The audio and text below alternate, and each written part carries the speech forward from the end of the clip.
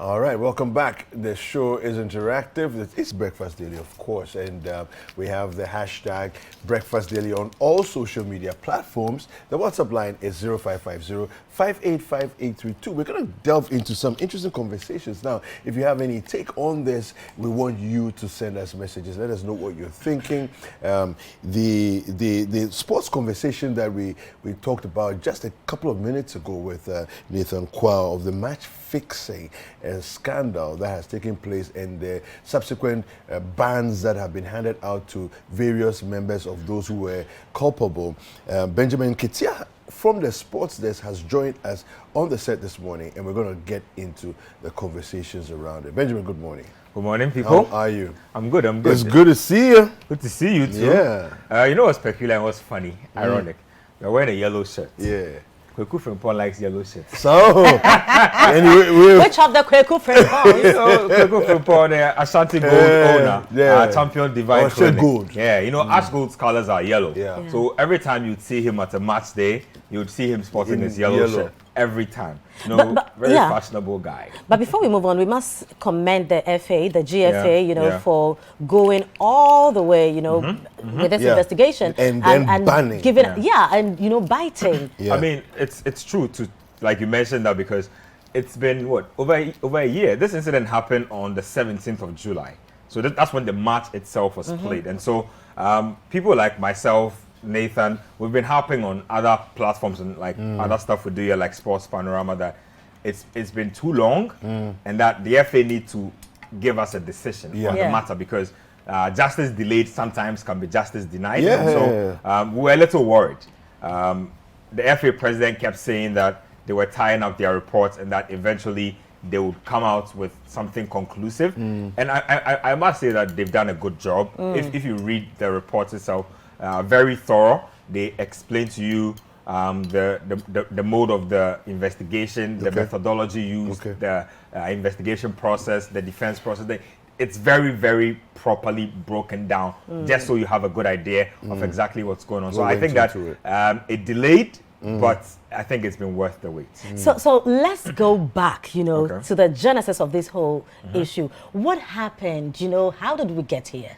Well, like I said, this was supposed to be the last game of last season. So 2020-2021 season. I was on the 17th of July, actually. Inter Allies had already been relegated. Ashgold were in the middle of the pack. So there was basically nothing to play for both teams. Now, on this particular day, there were no cameras at the Lenkley Stadium. That's the thing, because Start Times, were the league broadcaster, basically pick certain games to broadcast on certain match days. And you know that on final days... Lenkley is Obuasi. Obuasi, yes, Lenkley. On final days, every game is played at the same time. Just to avoid some of these funny things, because sometimes a team is on the verge of getting relegated and might want to play a game of convenience with another team just to stay up. Somebody might need points to go to a competition. Stuff like that happens. So you play games simultaneously to avoid all those things. Now, this game was not covered, like I said. So it was when the goals were being scored, individuals within the Lenkley Stadium began to post videos on social media. And the goals looked funny. It was especially triggering when Hashmin Musa climbed off the bench and then took a pass from his own goalkeeper and put it in his own net. It didn't make sense to anybody. Like, you don't see that kind of stuff happening. Okay, it happened once. Then he does it a second time. Okay, so did Hashmin start the game? No, did he come in at a point? Yes, he came off the bench. So after the time Hashmin Musa came in, the scoreline was 5-0. Now, if you follow the news around the game, it said that there was betting activity. So from the FA's report, it says that Swiss-based company Sports Radar noted that there was a lot of fraudulent activity and there was a hike in betting activity around this particular game. And so it looks as if there was something very fishy going on. And I'm sure a lot of people were betting on 5-1. Exactly. So which would make it a bit suspicious. They had heard about it, but people were betting were supposed to bet on a correct score. So Benjamin, we have this on the screen. That's what exactly is going on here? So let's go back of the net on the set day. So like you said, like at this point, I don't think it was complete yet. I don't think the 7-0 had been scored yet. So Hashmin hasn't climbed off the bench to do. They're not even jubilating properly. Exactly. You know, Good. like when you score, Now, you're supposed to jubilate to be happy. Again, the match report from the referee said that the players looked like they had an attitude of no competition. Yeah. Very lackadaisical attitude. The goalkeeper would watch balls basically pass by him into the net. And he literally caught the ball and caught it and placed it to the player. Exactly. And so this type of lackadaisical attitude within the game basically raised a lot of suspicion on social media because again, there's always been the notion that towards the final 5 games of Ghana Premier League matches, a lot of these things happen. And so people were like, okay, here we go again. Like this is Ghana football being embarrassed to the whole world because this clearly was not a game that was played with competition in mind. Look at this again. Hashmin Musa taking the ball and putting it in the back of his net. So that's peculiar. Like that never happens anyway. And so he scored again. He did it a second time. I'm sure the second goal is coming up. Look at this again. Takes the ball. Hashmin, his goalkeeper is telling him to kick the ball away, and then he puts it in, and his goalkeeper is just skipping. Did they have a referee? I mean, they did have a referee. Who was that referee? I'm not sure his name particularly. Was he also part of the deal? No, he wasn't. So, like I'm saying, the referee stated in his match report that the players appeared to not have an attitude of competitiveness. But what did he do on the? There's nothing there's nothing the referee can do. The referee can't tell you that, hey, come on, get serious and play. No, enforce rules of the game. To officiate the game. And so he did put it in his match report. He was also called upon during the investigation. He was spoken to, and then he laid bare the facts of what he saw on the day. And so, like I said, the correct score for the game was supposed to be 5-1 for the bet to be able to go through. But Hashmin Musa, at 5-0, Inter Allies were supposed to score 1 to make a perfect story. Hashmin comes and scores 2 goals and then spoils the bet. It's the post-game interview where he's asked about why. So hold on. So the Inter Allies did not even score again. No, after the 2.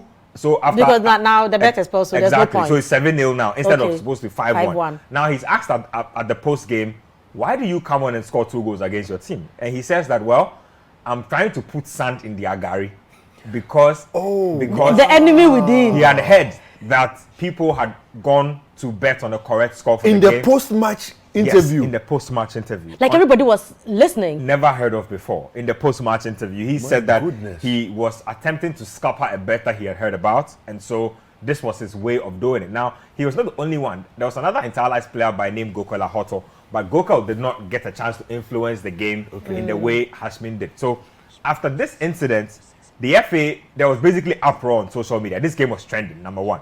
And so the FA had to take it up and began to investigate the process. They filed the case with the CID, and then I think the investigations began. Now, what's interesting is that the FA didn't just leave it to the CID. The FA went ahead to obtain call records of the influential individuals involved in this. Yes, so so they got call records of Ashanti Gold, their CEO, and the club president. So Kweku Frimpong is the owner and the president. He is the majority shareholder. The Ashgold, I believe, Anglo Gold Ashanti, the company, still own a minority stake in the team. His son, Emmanuel Frimpong, is the club CEO. And so so hold on, Kweku Frimpong is what? The owner, the president and club owner. And his son is the CEO. So his son does so the he's running this business with his son. of the team. And so, good. Now, the FA states in this report that there were fans at the stadium on the set day chanting 5-1, 5-1, 5-1. And so they took that also as part of their investigation. Good. Now, when the investigation started, like I mentioned, they obtained call records. Kweku Frimpong, Emmanuel Frimpong, Inter Allies officials, Hashmin Musa, all the individuals involved. And it was ascertained that they had exchanged 43 messages with an Inter Allies official by name Emmanuel Niamua. 43 messages back and forth. Now, of the 43 messages, a lot of those messages were flagged to have been at the time when the game was being played. So Emmanuel Frimpong, the CEO, and this Emmanuel Niamua of Inter Allies were exchanging messages when the game was happening. Do we know what they were saying? Not exactly. It doesn't say. Again, it also establishes the fact that there were calls made between the president of Ashgold, Kweku Frimpong, and Emmanuel Niamua. The CEO, Emmanuel Frimpong, and this Niamua of Inter Allies Okay. So the FA basically establishes the fact that there is one, an instigation, two, a nurturing of the process, and three, a coaching of players to play a fixed match between both teams. Now, it has established the fact, so it continues to go on to run more investigations. And it says something funny in there. An Ashgold player, right? Before the game was being played, before the game started, apparently by name Setose, he met one Richmond Lamptey. Now, Richmond Lamptey at the time was playing for Inter Allies, now plays for Asante Kotoko. He's also been affected. I'll get to that point. Okay. He met Richmond Lamptey like in the tunnel and asked Richmond Lamptey that, haven't your elders spoken to you about anything? No, but the people are very careless. Yeah. Because they chat about anything, anywhere, you know. He asked him, like, haven't your elders spoken to you about anything? And Richmond says, nothing.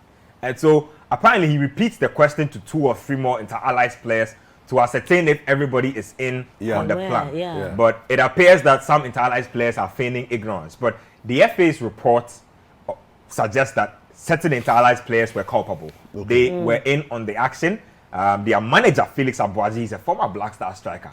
He was also in on the action. Yes. Inter Allies Vice President Delali Senaya has been also indicted in the action. So in all, 34 officials and players from both teams have been found culpable. Wow. Now, if you break down the decisions, Ashgold President Kweku Frimpong has been handed a 10-year football ban. A 10-year ban from all football-related activities. His son, the CEO, has been handed an 8-year ban from all football-related activities. Now, Ashgold and Inter Allies have both been fined 100,000 Ghana cedis each.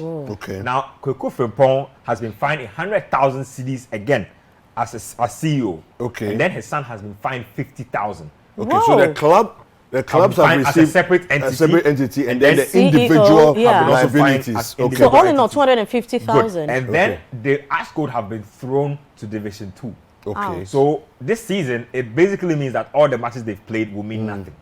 That's basically what it means. Next season, they will begin from Division 2. Inter Allies, who were already relegated from last season, so have played Division 1 this season, are going to go down further this season. So now it explains why Hashmin got the 6 months, right? Exactly. So he's been, so for his role as the whistleblower, the FA says that he should have called the integrity office when he found out. He should not have taken the law into his own hands. And so for taking the law, to pour Gary into their it's not your business to pour sand in anybody's Gary. Exactly. When you come across a situation like that, you call the officials involved and allow them to take on the situation. But did no one from his side get the wind of what he wanted to do? Hashmin, you know, he didn't mention to anybody that I will spoil it ahead of the match, just so we will let him play. Well, again, this is not an established fact, but the conversation around it says that Inter Allies officials and players were clearly in on the action, but they were feigning ignorance. And so that is the reason why Hashmin was actually brought off the bench and didn't start the game. Now, note that at the time of Hashmin's introduction into the game is 5-0. And so Inter Allies basically need to score one goal to make it a perfect story. And then Hashmin comes and destroys the situation. And so it's very murky around that particular based on what intentions were, who knew what at what time and whatnot. But what is established is the fact that in the beginning, Kweku Frimpong and his son Emmanuel Frimpong denied knowing this Emmanuel Ni Amwa, who was initially slated as an Inter Allies volunteer. But you see, everything is automated. So there's a FIFA Connect system that includes everybody within the club. So if you work for Inter Allies, your name is embedded in the FIFA system. And the FIFA system flagged Emmanuel Niamwa as an official Inter Allies representative. So he's not a volunteer or somebody who roams around the club like they were trying to establish. He's actually somebody they knew was a club official they could actually deal with. But who owns Inter Allies? Inter Allies is owned by 2 Lebanese guys. So I've forgotten their names slightly, but they are also the owners of Jokers, the popular restaurant and pub, and then Soccer Bet, which is a betting company. So they are the owners of Inter Allies. Now hold on. How was this conversation, had? Where did they have the conversation? Because that is from Kweku Frimpong and his son to the people. Like, what happened? But let me just come to that. So again, the phone records obtained by the FA from the telcos established that between the game was played on the 17th. Yeah. Between the 2 days, in fact, 5 days before the game, there were phone calls exchanged between Kweku Frimpong, Emmanuel Frimpong, and Emmanuel Niama of Inter Allies. Multiple phone calls exchanged across. When they were initially questioned, they said that the phone calls bordered on club transfer and that they were interested in buying players on the other side and were doing some consultancy work. But mobile money records showed that I think hours before the game or a day before the game, an amount of 10,000 CDs was agreed based on the conversations that had been had prior to be wired to a certain mobile money agent. And so Emmanuel Frimpong wired mobile money 5,000 first to a certain mobile money agent by name Isaac Quist, I believe, who received it.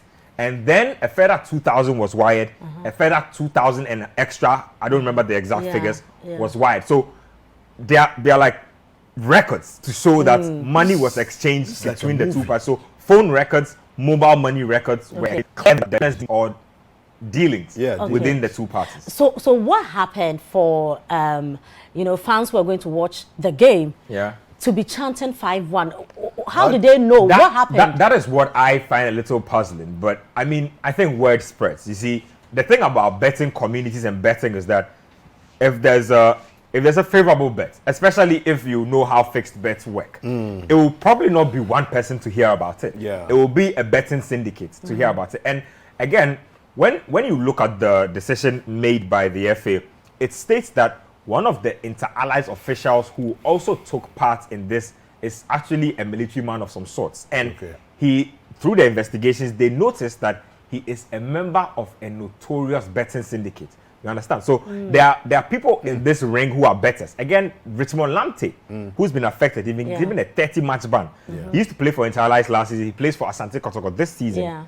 There's a statement in the decision of the FA that says that Richmond Lamptey had been contacted and was in on the action. And so even before the game, he was seen handing a piece of paper to somebody and telling the person that, go stake that correct score on that sheet of paper for me. You understand? So it definitely, it doesn't appear to be something that was shrouded in secrecy. And so I'm not sure how what was supposed to be a fixed bet was really out there in the open to the point where fans were chanting the correct score. But that's what the story is. And I don't think I fully understand how all of these things work. But will it not be disadvantageous to the betting company if too many people are in on the bet? Well, it appears as if some people were in on the bet, but not too many people. Again, it's Ashgold playing at home, right?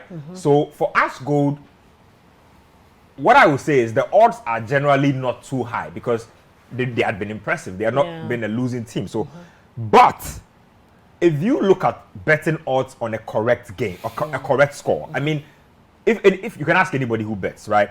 Correct score is as good as it gets when you are betting. If you ever know exactly how much a team is going to win by, and you place a good amount on it, you can probably break the bank. That's what it means. Again, it's surprising because you know that, I mean, ramped up activity will be suspicious. That's why I mentioned initially that Sports Radar, a Swiss company, flagged when the FA actually got to them and they noted that they had registered unusual betting activity in the lead up to the game. And so what you're saying is definitely something that was established. It's not as if it was not established. It was established. They noticed that there was a lot of betting activity revolving around this particular game. But I mean, those involved have set their plan in motion. They've made up their mind. I don't think they were going to stop on the last day.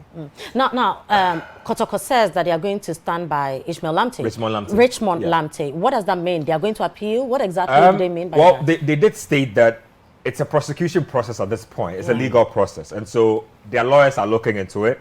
What stand by him probably means that they won't cut him loose as a player. He will probably stay on their books and that they probably will give him legal assistance to see this through. That's how I understood it, because they said that they will stand by him through the prosecution process. That's the language used. And so I want to believe that throughout the legal processes that are going to be conducted, they will support Richmond Lamptey as one who is under contract with them. So even if he's sitting on the bench, they will still Definitely, have him. Right, so what does all this mean to Ghana football? Well, what this means for me is that we really have taken a lot more steps back after number 12. We all saw number 12 where people in big trench coaches with big pockets were taking money, folding envelopes and giving it back to perpetrators. Yeah. We saw cases where individuals were handing over money to club officials to fix them in various teams. It just clearly shows you that the Ghana football system is still rotten. And I spoke to Augustine Ahemfo yesterday. He's a former player of Ashanti Gold. He's one of their very early players. He just appeared to be really sad because this is a very sad day for not just Ghana football, but for Ashgold as a team. Because if you know your football, if you mention Asante Kotoko back in the day, Hearts of Folk back in the day, the next name is Ashgold. But Ashgold were basically the first Ghana reps at the first CAF Champions League that was played. So they are a big team. And for the longest time, when they were fully owned by the gold mining company, they were one of the most prestigious teams to play for. If you played for Ashanti Gold, you knew that you'd be well taken care of. You knew you played for a big team. Now, ever since Dr. Kweku Frimpong took over the team, there have been issues. If you go to Obuasi, for instance, there are a good majority of the people who don't like him. Why? Wow. One, because the standards have dropped since he took over. Again, it's a mining company taking care of a team.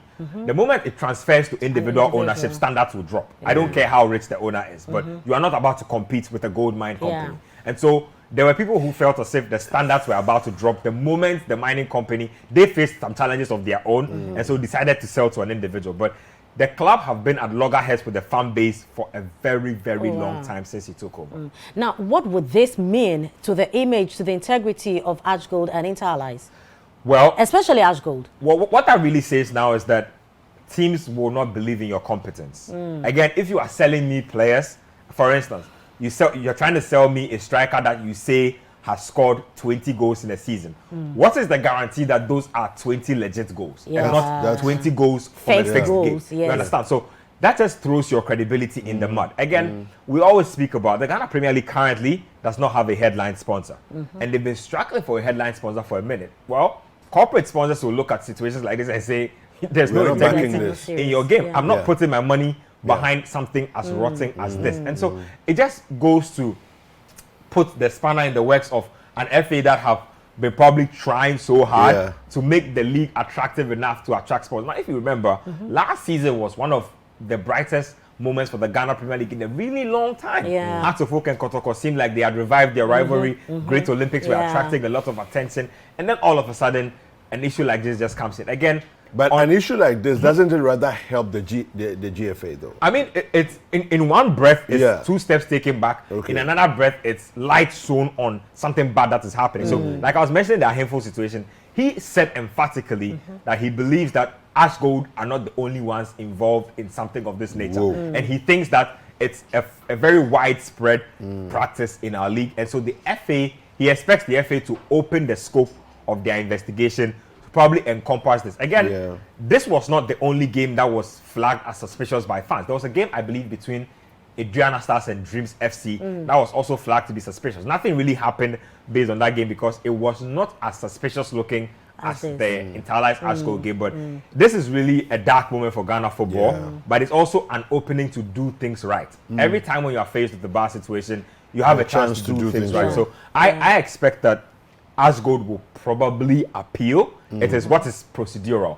I expect that they will probably appeal. I don't know what Inter Allies also have to say about the matter, but it's just a really bad look for Ghana football. But I think that what the FA is doing now, or what has done, is a step in the right direction. It really is. It really is. It's very thorough. It really is. Comment here from Filippo Atimatim. He says, come what may, Ashanti Gold will bounce back to its proper position. Well, that's probably a diehard Ashgold fan who can't stomach seeing his team go to Division 2. Very unfortunate. This is what has happened, of course. Benjamin, thank you very much. It's amazing being here. Of course. I appreciate your time. We'll get you a cup of coffee soon. Don't worry. With Creamy Plus. Don't worry. This is Breakfast Daily. We'll come back soon.